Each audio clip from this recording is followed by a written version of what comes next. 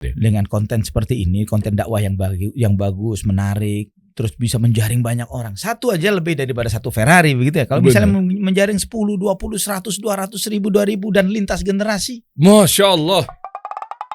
Kita kasih solusi. Apa mungkin gara-gara syubhat itu sehingga jadinya mungkin pengusaha juga harus syukur aja deh. Lupa kalau guru-gurunya berjenggot, lupa kalau banyak orang-orang soleh itu seperti itu.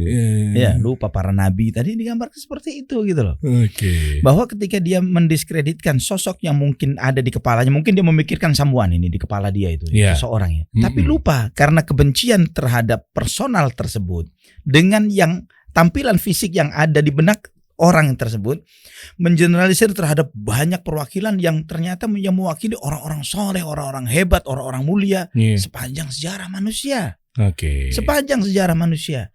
Kasihan banget orang seperti ini sebetulnya. Dan bagaimana begitu dikatakan pandai, pinter, gitu ya.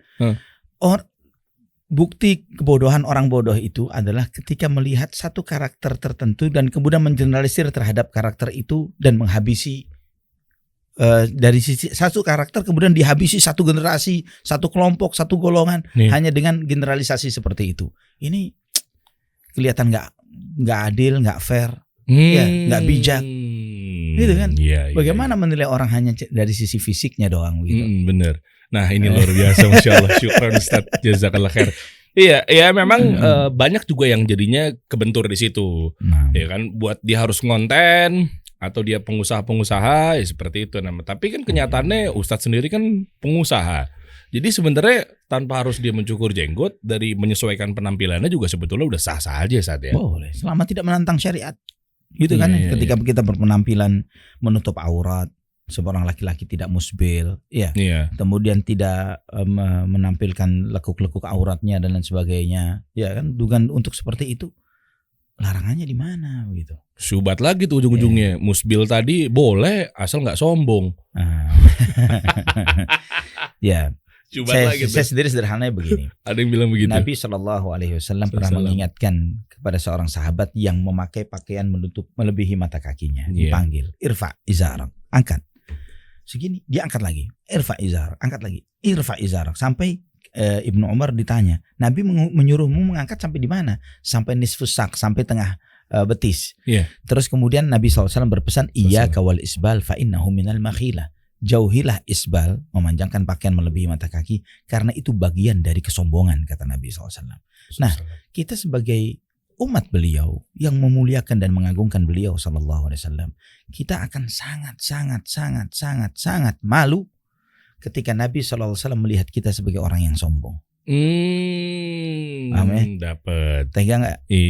Jadi kita dilihat Nabi, ini orang sombong nih.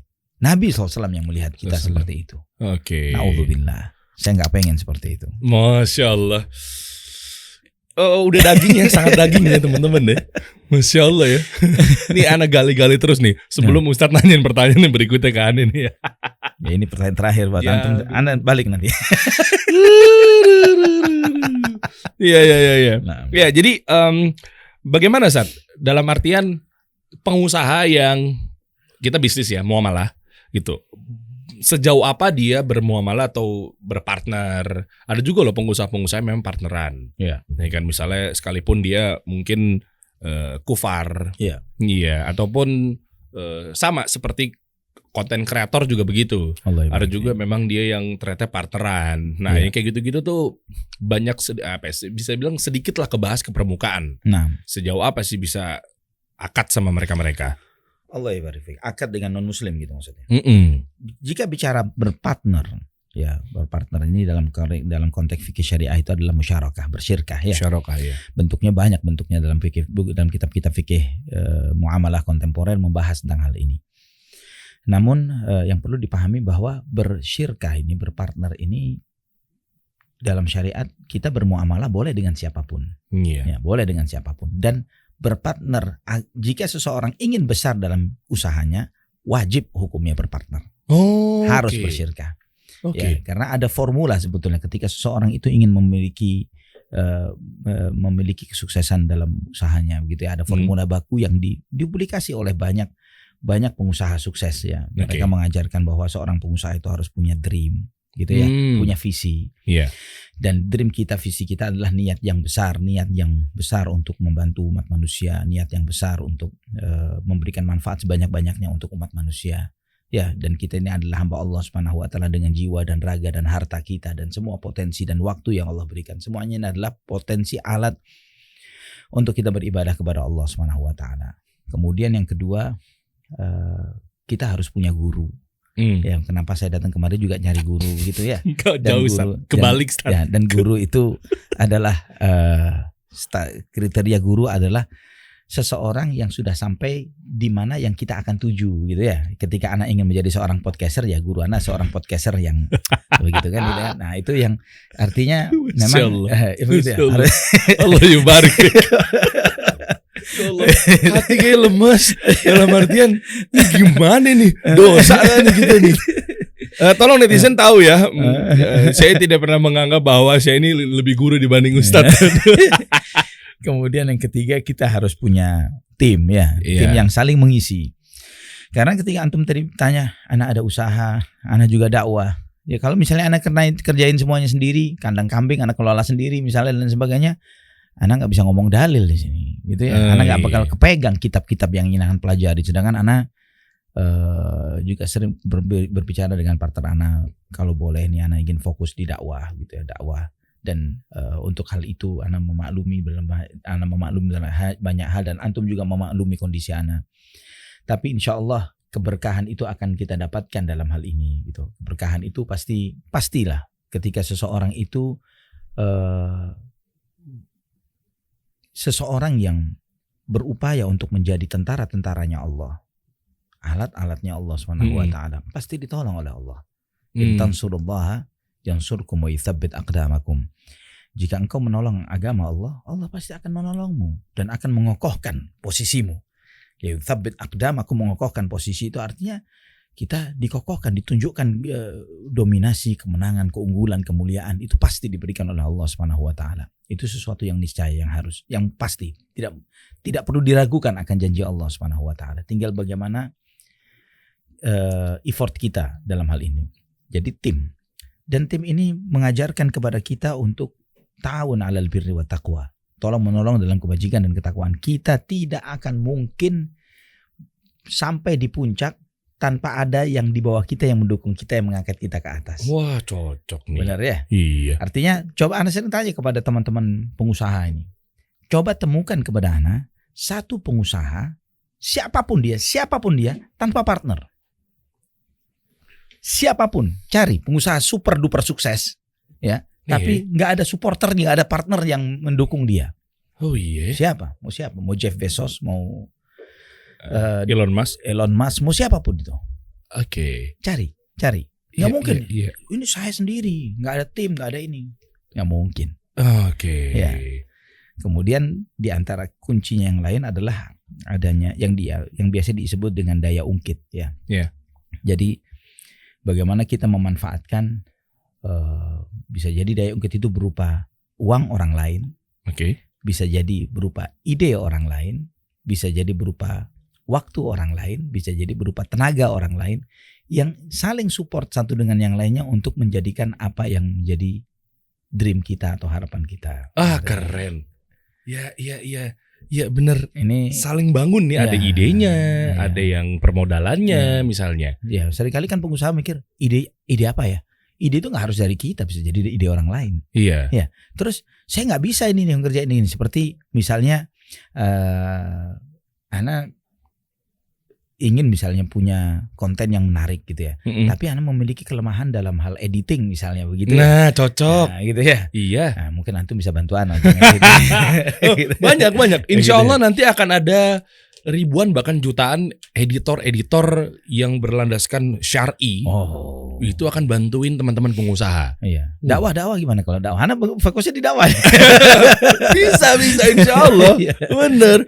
Tolong editin Ustadz ya. Masya Allah. Jadi Ana berpikir bahwa kalau antum mau mengorbankan sesuatu, ya istilahnya gini, untuk usaha, antum akan mendapatkan fee tertentu ya, dapat harta tertentu.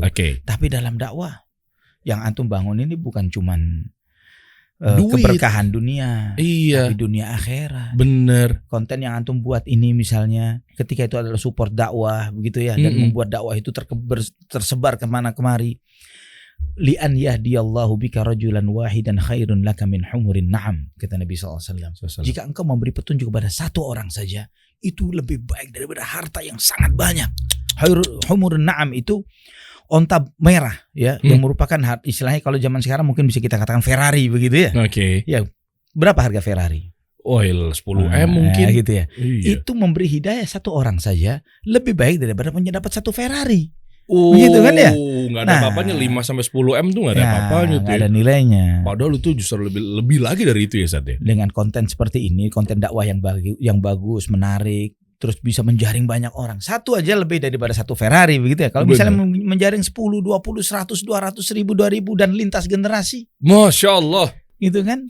Ketika kita sudah belebur dengan tanah, ternyata konten ini masih memberi manfaat kepada banyak manusia kan. Masya Allah. Memang harus digalangkan nih. Kasih solusi X Ustadz Ali Hasan Bawazir. Allah ibarik fiik. Mantap ya. Masya Allah. Iya. Nah ini kita tunggu-tunggu. Ana yang nanya nih sekarang. Aduh, Ana udah ngalihin perhatian, masih ditanya. Iya. Kalau Ana ingin jadi podcaster dakwah, gitu ya. Skill apa yang harus Ana miliki? Terus kemudian di samping skill mungkin peralatan mungkin ya, karena ini kan istilahnya industri rumah tangga, dari rumah sendiri, dari dapur sendiri, alatnya cuman hal-hal yang sederhana. Ana harus punya apa, skill apa yang harus, terus seberapa sering ini seberapa sering Ana harus podcast ini, apakah juga apa harus mengundang orang atau nggak boleh bisa sendiri saja begitu? Oke, baik. Apa nih Ana berontong pengertian supaya nggak ada pertanyaan lagi ke Ana. Taib. Iya, jadi kalau untuk bikin konten podcast ya. Ini juga muncul pertanyaan juga pasti kan dari teman-teman konten kreator yang ingin memulai. Memang diutamakan kalau podcast audio sama visualnya dulu Stad. Audio. Jadi mikrofon yang proper, nggak harus yang mahal-mahal, yang penting clean. Gitu dulu tuh, nggak harus yang memang nggak harga 5 juta, 6 juta, 10 juta, kan memang banyak tuh yang kayak gitu. Iya. Ya, segini aja mungkin nggak segitu harganya. Begitu ya. Nah, sama lighting diutamakan. Jadi ini ada insight yang menarik juga Stad. Ternyata memang level kamera.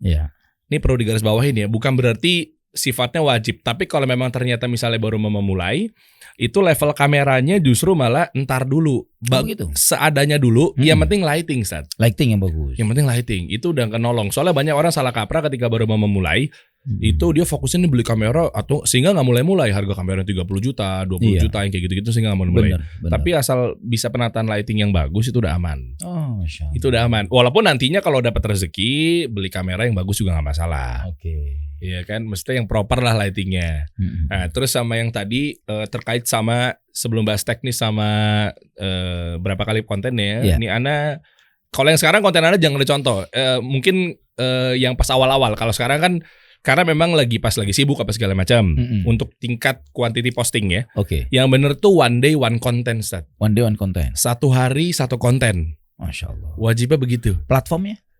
Bebas, Instagram, YouTube, yang penting satu hari satu konten. Kenapa? Karena ketika loyalis udah mulai kebangun, nah terus mereka tahu alasan subscribe atau follow nih konten kreator dengan harapan mereka akan posting. Nah, bisa langsung naik dua-duanya gitu. IG dan memang begitu. YouTube. Memang begitu.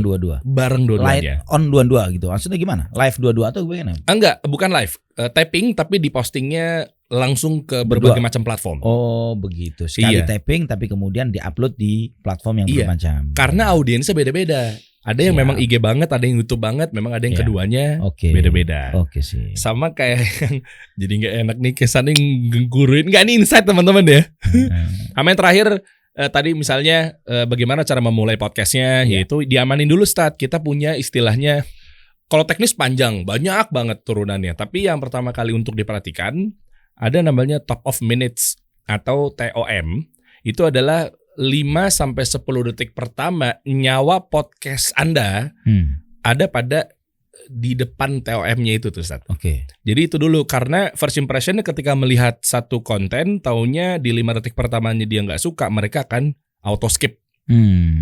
Gitu, skippable. Jadi yang hati-hati dengan konten-konten yang memang seperti itu. Nah, jadi 5 detik pertamanya itu harus memang mengundang. Nah, rumus dasarnya kalau mau jalan pintasnya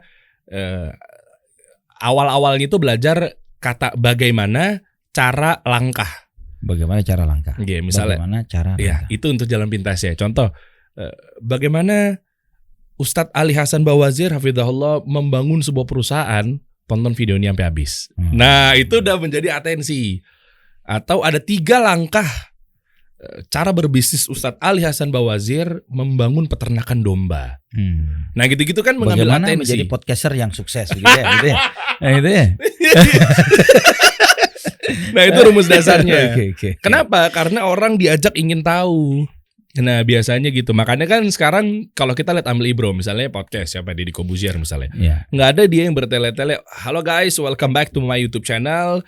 Balik lagi di Corbuzier Podcast." Podcast ini membahas seputar artis-artis yang saya undang, orang udah skip tuh. Makanya dia langsung misalnya di depannya ada Ustadz. Jadi kan Ustadz Ali Hasan Bawazir langsung begitu. Begitu kurang lebih lah kalau untuk di podcast. Jadi amankan dulu 5 detik pertamanya. Terus like, subscribe dan itu harus nggak? Nah, kalau Anda pribadi di konten podcast dari Ansa di YouTube, Anda nggak pernah keluar 1 titik buat nyuruh subscribe. Itu pilihan deh. Karena terlalu hard aja. Terlalu hard selling begitu. Iya, walaupun nggak salah ya. Walaupun nggak salah. Cuma biasanya kalau orang dipaksa, dia langsung mungkin mikir, kecuali mungkin loyalisnya memang sudah kebangun ya. Dia loyal banget sama konten kreatornya. Tapi kalau Anda pribadi di podcast dari Ansa, di YouTube pribadi itu nggak pernah nyuruh subscribe, like, komen. Tapi itu nggak salah gitu. Karena di konten-konten Anda sendiri yang diupload di media sosial tidak ada ajakan seperti itu, karena memang itu adalah kutipan atau relay atau rekaman dari kajian-kajian yang memang Anda sampaikan. Dan belum pernah Anda lakukan ajakan seperti itu, tidak ada. Jadi betul-betul natural banget. Walaupun wallahu alam bishawab, Anda tidak tahu ya. Kalau andai kata itu memang bisa mensupport dakwah dalam arti bahwa ketika ajakan share itu akan membuat share dakwah ini lebih berkabar, mungkin bisa. Itu sesuatu yang oke juga insyaallah. Anda pernah ngobrol sama Ustadz Mufli Safitra kan? Beliau malah sarankan di podcastnya pakai itu. Ustadz Mufli bilang kayak misalnya begitu-begitulah kurang lebih. Nah, jadi walaupun nggak salah, tapi kalau Anda pegangnya adalah tadi 86% datanya orang nggak suka dijualin paksa. Iya betul. Kayak misalnya langsung kayak follow dong, like dong gitu. Kalau Anda pribadi ya, walaupun itu nggak salah. Tapi boleh kalau dipakai mah zen kalau memang tahu tempatnya aja. Begitu Ustaz. Sip. Allahu a'lam bishawab. Masya Allah. Nah skillnya belum aku jawab nih. Skill apa yang harus Anda punya ini? Iya, sejujurnya public speaking, Ustaz. Public speaking ya. Public speaking. Anda nggak lagi nawarin kelas aneh, Ustaz ya? Oke. Nggak lagi nawarin kelas. Ya, tapi, anak ikut deh boleh. Enggak. Belajar berapa kelas yang ada tuh? Enggak. Untuk branding begitu ya. Kemudian kelas public speaking. Allahumma barik. Apalagi? Enggak ada, Ustaz. Ya intinya sih sebenarnya enggak. Masukin nama anak murid nomor 1. Masya Allah. Kembali kayak gratis kalau untuk Ustaz. Masya Allah. Ya skillnya sih memang minimal sejujurnya kalau bisa nggak harus memang dia seorang public speaker berangkatnya, tapi minimal dia karena di public speaking itu kan ada teknik persuasif, ngegiring orang yang tadinya iya juga ya ada premis, gitu-gitu, ada kata-kata yang merasuk, transfer, switching perspektif, kayak gitu-gitu sih sebenarnya untuk menunjangnya aja, walaupun memang berangkatnya bukan dari penyiar radio. Ya, bisa total, bisa. Oke, pertanyaan terakhir ini sebelum kita tutup ini event kita ini. Ini saya betul sekalian latihan ini. Masya Allah. Menurut antum tampilan perdana ini bagaimana buat Anda? Mantap. Secara zohir apa secara konten? Ya, Anda butuh kritik, saran, ya gitu ya. Hal-hal yang mungkin ini agak timpang dikit ini diganjal di mananya begitu supaya untuk visual. Iya, visual, audio dan lain sebagainya. Barakallahu fiik. Kesannya kayaknya kita ngajarin banget ya. Memang harus begitu, ini yang Anda butuhkan. Kalau Anda terjawabnya bukan pakai dalil, Ustaz. Maksudnya pakai teknis, tapi koreksi kalau saya salah gitu, Ustaz. Dalil antum adalah skill yang antum miliki dan ilmu yang antum miliki. Iya, jadi kalau Anda pribadi kalau baru mulai, bukan buat Ustaz deh, buat teman-teman lah kesannya. Oke, gitu sih. Ya. Jadi atensi itu penting, Ustaz. Nah, Kalau Anda episode pertamanya itu ngambil atensinya dengan hal-hal yang kontroversi, oke. yang lagi dibahas current issue, Iya. ya kan, yang lagi naik apa segala macam. Ini terlepas dari Anda nggak nyuruh Ustaz begitu, tapi Oke, maksudnya itu yang paling gampang ngambil atensi Iya. biasanya. Nah makanya yang waktu itu episode pertama Anda kan nelfon orang kafir. Oke. Nah yang kayak gitu perdananya. Nah makanya apalagi yang Anda tahu Ustadz Ali ini kan juga membina para mualaf Iya betul. Center Indonesia. Iya betul. Kurang lebih seperti itu, koreksi Benar. kalau saya salah Ustadz ya. Nah itu cocok banget ketika memang ini nggak ngajarin, tapi kalau ceritanya Anda jadi Ustadz Ali gitu misalnya, Anda akan ngambil satu mualaf Oke. yang akan ditanyakan. Oke. Kalau untuk Anda seperti itu mungkin ya. Apalagi memang secara persona itu sudah melekat bahwa Ustadz Ali membimbing para mualaf, itu Iya. akan lebih mudah. Jadi kalau berkonten itu dikaitkan sama personanya, sama hal-hal yang memang mengundang banyak atensi, Oke. apa segala macam. Begitu kurang lebih Ustadz. Untuk skillnya tadi kan ada monolog atau berdua. Oke betul. Nah kalau Anda boleh suggest monolog ajib Ustadz. Begitu ya. Banyak monolog-monolog yang mungkin secara di luar konteks agama. Ada Dr. Indrawan Nugroho, itu Iya. kan monolognya kan Bagus. iya, bagus ya, Masya Allah ya, Ustaz. Masya Allah. Alhamdulillah. Anak ikutin konsep beliau. betul kan, antum juga chat-chatan sama beliau juga Ustaz ya? Ya, Sempat. secara personal belum, tapi ke Ngobrol. konten-konten beliau. Nah, alhamdulillah beliau respon, Masya Allah. Responnya Ustaz ya. Nah kayak gitu tuh monolognya. Jadi monolog tersebut juga difokuskan kepada background-background yang memang di blur. Kalau istilahnya bokeh lah. Karena apa? Karena fokusnya kalau monolog jangan mengganggu pandangan mata. Di belakang kan takutnya banyak apa risi. Aksesoris ini dan itu. Dikasih blur aja biar dia fokus ke objek. Nah kayak gitu-gitu. Sama editingnya cut-to-cut rapi, cepat. Sama zoom itu kan juga ngaruh. Iya. Memang orang banyak salah menggunakan scaling itu gara-gara nggak tahu tempatnya. Padahal scale sama zoom itu dititik beratkan pada memang yang mau di highlight. Misalnya serius loh. Nah itu nggak jadi semuanya di zoom gitu. Masya Allah. Allah alam bisa. Allah barik fiik. Alhamdulillah. Masya Allah. Alhamdulillah kita dapat daging banyak ini. Enggak, kembali. Anda cuma usus. Mana ususnya? Beliau yang ada dagingnya teman-teman. Jadi memang kesempatan ini konten yang luar biasa buat anak ini juga. Kesempatan untuk bisa belajar banyak, untuk menjadi seorang podcaster begitu ya. Podcaster insya Allah. Apa kita bikin langsung konten berdua terus Ustaz? Kita bikin rutin kan? Waduh. Bagaimana Ustaz? Bahas tentang anak muda. Cocok. Istikharah dulu insya Allah. Iya. Kita kasih solusi.